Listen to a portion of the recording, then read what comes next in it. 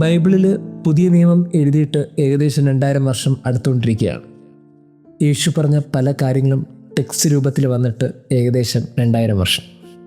ഈ പറഞ്ഞ കാര്യങ്ങൾ 2000 വർഷങ്ങൾ മുമ്പാണ്, അന്നത്തെ കോണ്ടക്സ്റ്റിൽ പറഞ്ഞ കാര്യങ്ങളാണ്, അന്നത്തെ സാഹചര്യത്തിൽ അവതരിപ്പിച്ച കാര്യങ്ങളാണ്. പക്ഷെ അതിൻ്റെ പ്രത്യേകത, യേശു അന്ന് പറഞ്ഞ പല കാര്യങ്ങളും ഇപ്പോഴും വളരെ മനോഹരമായ റെലവൻ്റാണ്. ഇപ്പോൾ ഏത് കോണ്ടക്സ്റ്റിലുമായിട്ടും അത് കണക്ട് ചെയ്യാൻ പറ്റിയ രീതിയിലാണ് യേശു പറഞ്ഞിരിക്കുന്നത്. അതിനൊരു പഴമയില്ല, അത് ഒരു പുതുമയോടെ നിൽക്കുകയാണ്. അതൊരു ബോറിംഗ് അല്ല, അത് ഓരോ പ്രാവശ്യം വായിക്കുമ്പോഴും പുതിയ പുതിയ ചിന്തകൾ നൽകിക്കൊണ്ടിരിക്കുകയാണ്. പല മനുഷ്യരും ധ്യാനിച്ചിട്ടും പല മനുഷ്യരും എഴുതിയിട്ടും പല മനുഷ്യരും വ്യാഖ്യാനിച്ചിട്ടും അതിന് പുതിയ അർത്ഥങ്ങൾ കിട്ടുന്നു, പുതിയ രീതിയിൽ അത് മുന്നോട്ട് പോകുന്നുള്ളതല്ലാതെ താഴ്ന്നു പോകുന്നില്ല. അതാണ് യേശുവിൻ്റെ വാക്കുകൾക്കുള്ള പ്രത്യേകത. എത്ര മനോഹരമായിട്ടാണ് യേശു 2000 വർഷം മുമ്പ് പല കാര്യങ്ങൾ അവതരിപ്പിച്ചത്.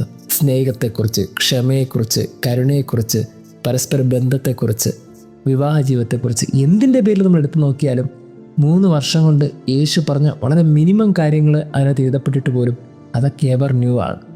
അതാണ് യേശുവിൻ്റെ വാക്കുകൾക്കൊരു പ്രത്യേകത.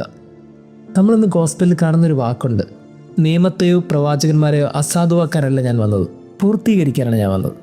എന്ന് വെച്ചാൽ എവിടെയൊക്കെ ഫില്ല് ചെയ്യപ്പെടാത്ത കാര്യങ്ങളുണ്ടോ അതിൻ്റെയൊക്കെ ഫില്ല് ചെയ്ത ആളുടെ പേരാണ് ക്രിസ്തു. എന്തൊക്കെയാണോ ഇപ്പോഴും ബ്ലാങ്ക് ആയിട്ട് കിടക്കുന്നത്, ആ ബ്ലാങ്ക് കംപ്ലീറ്റ് ചെയ്ത ആളുടെ പേരാണ് ക്രിസ്തു. എന്ന് വെച്ചാൽ നമുക്കിപ്പോഴും കിട്ടാത്ത പല ചോദ്യങ്ങളുടെ ഉത്തരം ആ ബൈബിളിലുണ്ട്. നമ്മൾ കൃത്യമായി വായിക്കുമ്പോൾ, കൃത്യമായി ധ്യാനിക്കുമ്പോൾ, കൃത്യമായി മനസ്സിലാക്കുമ്പോൾ അതിലെ പല കാര്യങ്ങളും എവർ ന്യൂ ആണ്.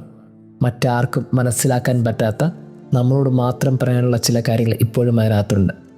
നമ്മൾ ഇപ്പോഴും ബ്ലാങ്കായിട്ട് പല കാര്യങ്ങൾ നിൽക്കുമ്പോൾ ഒന്ന് തുറന്ന് വായിച്ചാൽ മനസ്സിലാവും, ഇപ്പോഴും ആരോടും പറയാത്ത കാര്യങ്ങൾ നമ്മളോടും ഒളിഞ്ഞു കിടപ്പുണ്ട് ആ വചനത്തിൽ.